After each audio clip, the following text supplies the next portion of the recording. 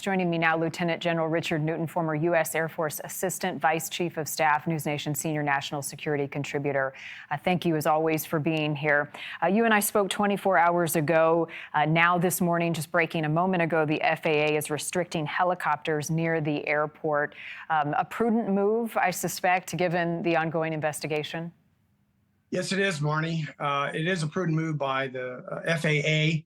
To restrict helicopter flying and specifically military helicopter flying along the those highly maneuvered routes along Reagan Airport.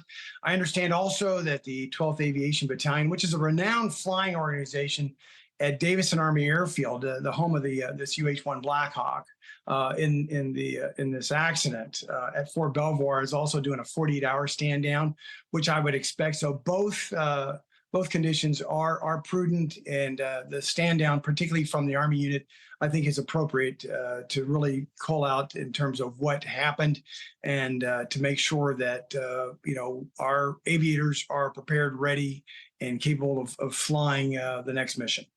You are familiar not only with these helicopters, but also their missions and the training exercises that this one would have been involved with. The altitude questions continue to come up as one of the layers of this investigation, and questions as to whether or not this helicopter was at the right or wrong altitude. What are your thoughts on this so far? Well, I am, Marnie. I've flown on these UH-60 helicopters out of Fort Belvoir. I've also when I was oversaw global operations on the Joint Chiefs of Staff, the emergency evacuation nature of their mission, and so forth. And it is correct that they are to fly at a hard altitude at 200 feet as they get closer and closer to Reagan National Airport. And I think that's where the focus of the root cause, as well as the contributing factors from the National Transportation Safety Board, as well as the FAA, and certainly the Army, which will conduct a very thorough safety investigation.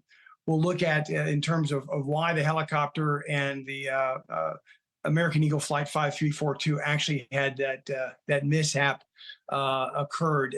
Apparently above 200 feet, as I understand it, around 375 feet, as American Eagle was flying on final approach to runway 33.